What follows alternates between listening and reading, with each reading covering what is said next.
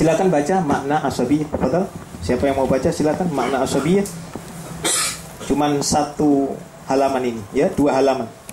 Betul? Sama baliknya itu cuman sedikit jadi kepotong kan? Betul? Makna asobiyah. Asobiyah sering diartikan fanatik dengan konotasi yang negatif. Padahal asobiyah tidak selamanya jelek. Malahan menurut Ibnu Khaldun, tidak akan sempurna dakwah Islamiyah kecuali dengan asobiyah. Sekali lagi ini pendapat Ibnu Khaldun. Ya, Ibnu Khaldun. Bisa yuhti, bisa yusif. Kalau nanti bertentangan dengan Quran, yang dipakai pendapatnya Ibnu Khaldun atau Quran yang dipakai? Quran. Jelas gitu ya? Semangat Quran ya? Baik. Ya. Silakan. Di bawah ini penulis sajikan hadis-hadis tentang asobiyah dan definisi asobiyah yang bersumber dari Nabi sendiri. Mohon maaf, saya sebutkan, pengarang ini adalah dari kelompok Persis. Pengarangnya. Ya. Tapi sekali lagi bukan Persisnya lo ya. Orangnya lo ya, individual lo ya.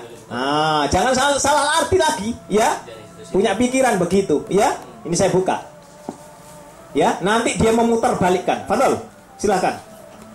Yang artinya Rasulullah telah bersabda, dan barang siapa berperang di bawah bendera imniyah, ia marah karena asobiyah atau mengajak kepada asobiyah atau menolong asobiyah, lalu ia terbunuh, maka kematiannya seperti kematian jahiliyah. Terus. Hadis riwayat Muslim. Rasulullah telah bersabda, dan barang siapa yang berperang di bawah bendera imniyah, dia marah karena asobiyah dan berperang karena asobiyah, maka ia bukan umatku. Hadis riwayat Muslim. Kalau begitu bukan umat Rasul. Kalau begitu umatnya siapa? Walaupun bajunya Islam. Terus, imiyah. Imiyah asal artinya buta. Yang dimaksud di sini ialah berjuang atau berperang yang tidak jelas arah dan tujuannya, yaitu berjuang bukan untuk meninggikan kalimatillah. Saya mau bertanya, ada orang yang berjuang tidak mempunyai tujuan, tidak mempunyai arah? Ayo, saya mau tanya, ada nggak orang yang berjuang tidak punya arah? Walaupun pribadi tetap punya tujuan. Nggak mungkin nggak, ngapain lu berbuat? Ya. Terus berdasarkan hadis di atas, maaf, yaitu berjuang bukan untuk meninggikan li'ilah li kalimatillah. Kan begitu ya? Adakah di antara kita orang-orang Islam yang berjuang tidak berdasarkan li'ilah li kalimatillah? Loh, enggak. Ada enggak? Anda bisa nyebut enggak person Anda tidak li'ilah li kalimatillah? Itu kan menurut Anda, menurut orangnya. Ayo. Orang yang melakukan tidak ada contoh dari Nabi saja tetap menegakkan ini sebagai syiar, ini sebagai dakwah, ini sebagai li'ilah li kalimatillah. Jangan dipunya pikiran orang mendem loh ya. Sudah itu jelas. Ini orang yang bid'ah begitu. Bagaimana? Syiar kan? Silaturahim kok dilarang, sedekah kok nggak boleh, zikir kok nggak boleh, ya kan? Li'ilah li kalimatillah enggak? Ayo, saya mau tanya, ada enggak orang yang coba Anda ngomong begitu di hadapan orang yang lagi begitu? Anda tidak berjuang li'ilah li kalimatillah, gimana? Lah iya dikeroyok Pak. Artinya mereka punya tujuan li'ilah li kalimatillah, gitu loh ya. Itu kan menurut pribadi masing-masing, gitu loh. Ya, coba teruskan. Berdasarkan hadis di atas, maka orang yang berjuang demi asobiyah, ia mengajak yang lain untuk membela dan membenci demi asobiyah, maka kematiannya akan seperti kematian jahiliyah. dan ia tidak termasuk umat Nabi Muhammad sallallahu alaihi wasallam. Itu inti daripada dua hadis tadi ya. Silakan kemudian apa yang dimaksud dengan asobiyah? Dalam suatu hadis Nabi ditanya yang artinya, wahai Rasulullah, apakah termasuk asobiyah seseorang cinta terhadap kaumnya? Nabi menjawab tidak. Tetapi asobiyah itu ialah seseorang membela kaumnya sekalipun zalim. Hadis riwayat Ibnu Majah. Ya, orang yang mencintai kaumnya itu bukan asobiyah. Saya menyintai jamaah saya mencintai jamaah sesama muslim yang lainnya, kan begitu ya? Bukan asobiyah. Tetapi asobiyah itu manakala saya membela salah satu di antara karena dia jamaah saya, dia berbuat zalim, saya bela, itu asobiyah. Artinya tidak ada ketaatan di dalam kemaksiatan. Itu harus Anda garis bawahi. Siapapun dia, kalau tidak berdasarkan Al-Quran dan As-Sunnah, maka masuk kelompok asobiyah. Wong salah. Ya, walaupun orang itu tidak mau dikatakan asobiyah, terserah. Sama dengan tadi, dia bukan umatku kata Nabi, walaupun ia bajunya. Silakan kemudian teruskan. Dengan demikian, maka organisasi-organisasi Islam yang ada yang berjuang untuk menegakkan syariat Islam yang berpedoman kepada Quran dan Sunnah tidak bisa disebut atau dikategorikan berjuang demi asobiyah. Malahan Ibnu Khaldun mengatakan yang artinya bahwa dakwah keagamaan tanpa asobiyah tidak akan sempurna. Nah, tadi ya. Dengan demikian maka organisasi-organisasi Islam yang ada berjuang untuk menegakkan syariat Islam, untuk menegakkan syariat Islam yang berpedoman kepada Al-Quran dan Sunnah. Jika melanggar bagaimana? Ya? Apakah asobiyah? Sekali lagi, seseorang itu saya ikut sebuah organisasi, ya, lalu kemudian saya berbuat salah, tidak sesuai dengan Quran dan Sunnah. Satu ya, apakah semuanya kena bahwa klub itu tidak sesuai dengan Quran dan Sunnah? Tidak, person individual. Makanya kalau ada yang mengungkapkan seperti begini ustadznya, ya, maka dilihat dulu persoalannya. Faham ya? Sehingga tidak perlu kita ini gebyah uyah podo asini walaupun organisasi itu kena. Sebuah partai. Ya, karena seseorang yang melakukan maka turun drastis kan? Satu dua orang turun drastis. Ya itu karena sudah predikat kita di dalam orang awam kebanyakan adalah gebyah uyah podo asini. Sekalipun sama, pukul rata, sama saja wis. Mau yang bermerek Islam kan begitu. Nggak Islam sama, wis. Ya mohon maaf, sehingga nama Islam kena itu.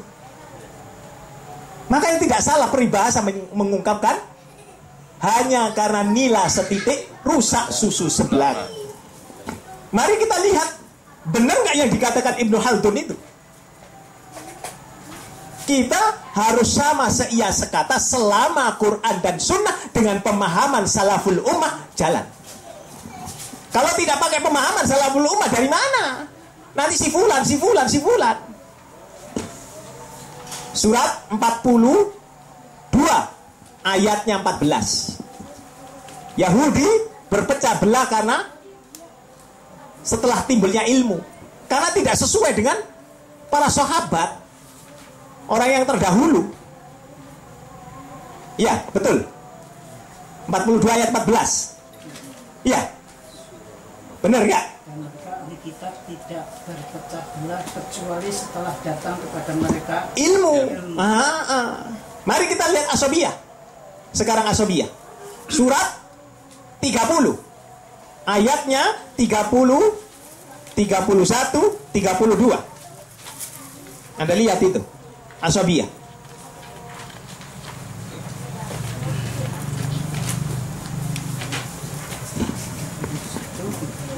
Iya, artinya saja, betul.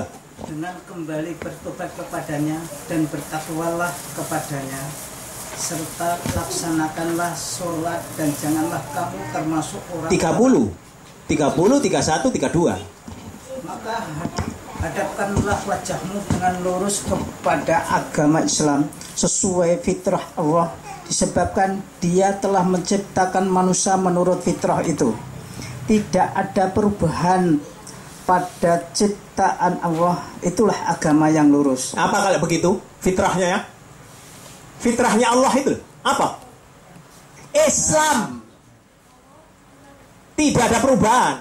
Orang lahir, bayi lahir Islam, keluarganya lah yang menjadikan. Lo lupa lagi ya. Jangan terpesona Anda. Betul. Tetapi kebanyakan manusia tidak mengetahui. Ayat yang selanjutnya. Ar-Rum ayat 31. Dengan kembali bertobat kepadanya dan bertakwalah kepadanya, serta laksanakanlah sholat dan janganlah kamu termasuk orang-orang yang mempersekutukan Allah. Dan janganlah kamu termasuk orang-orang yang mempersekutukan Allah. Kalau begitu syirik. Benar nggak? Ya enggak. Harus satu komitmen dulu. Wong segini saya satu komitmen susah saya. Iya. Ya, sip itu. Ayat selanjutnya. Ar-Rum 32.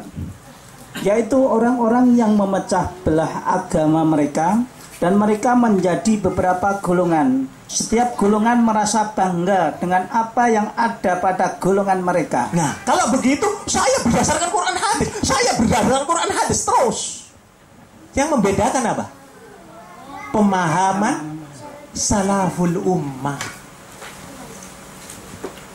Karena tidak diperkenankan. Siapa yang organisasi Islam di Indonesia loh ya, tidak sesuai dengan Quran al-Hadis, maka sesat. Tanya itu MUI. Saya jamin itu. Kan gitu tuh. Siapa yang tidak berdasarkan Quran dan hadis, sesat. Semua orang akan mengatakan dirinya sesuai Quran hadis itu tadi. Kembali surat 23. Ayatnya 51, 52.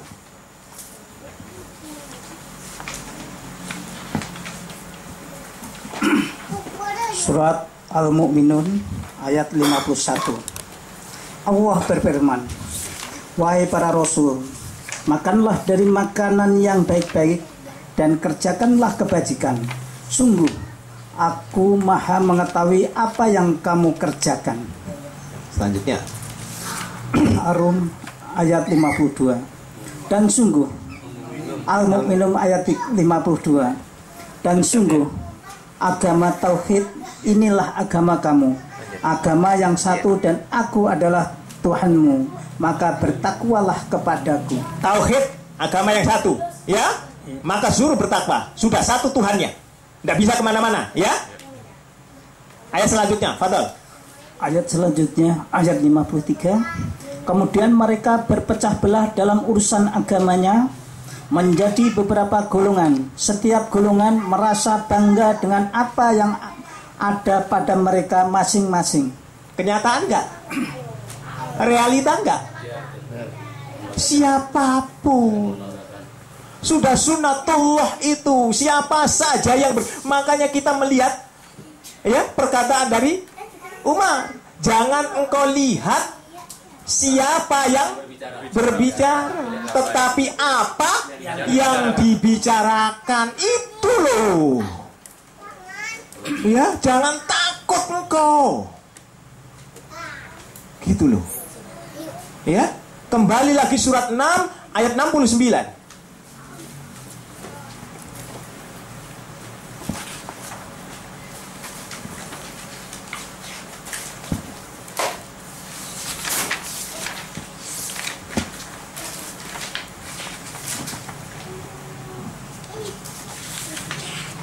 Ya benar, berpecah belah. Sampai lihat dulu. Iya. Dosa-dosa. Hah? Iya. Salah. Sih. Salah. Orang yang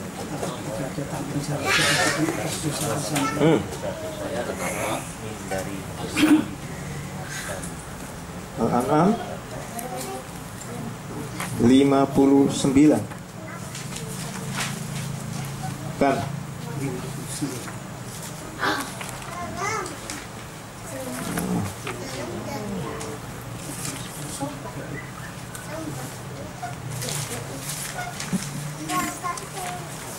Maaf, sampai di situ dulu. Saya lupa. Allah telah melupakan saya pada ayat-ayat. Ada 4, ya.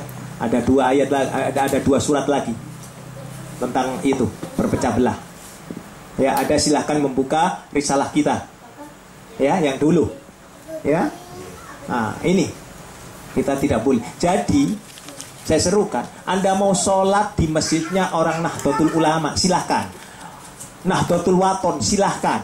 Di LDI, silahkan. Di Muhammadiyah, silahkan. Masjid siapapun boleh. Ya. Padahal boleh. Boleh. Yang nggak boleh apa? 2. Kuburan sama WC. Sudah. Paham ya? Kalau Anda yang ada nabi lain selain Rasulullah Muhammad, maka Anda yang jadi imam atau nunggu selesainya imam selesai sholat. Paham ya? Karena mereka khairul Islam. Begitu saja. Anda boleh nggak sholat di rumahnya orang yang non muslim? Boleh. Boleh, ya sudah. Terjawab sudah. Jangan sampai bagaimana nanti nyanyi. Udah kan, susah kan? Nah itu. Ya. Jadi siapapun saya serukan. Jadi kita tidak pilih-pilih. Ketika ngaji, apa yang disampaikan sesuai enggak? Itu saja. Jadi kita bukan membenci organisasi apapun, tidak loh ya. Tidak membenci sama, tidak ada kita, nggak ada. Jadi Masjid Ahmadiyah itu salah Pak Ustaz ya? Pokoknya nggak jawab, ya sudah sampai jawab sendiri, nggak usah jawab panjang nanti. Ya?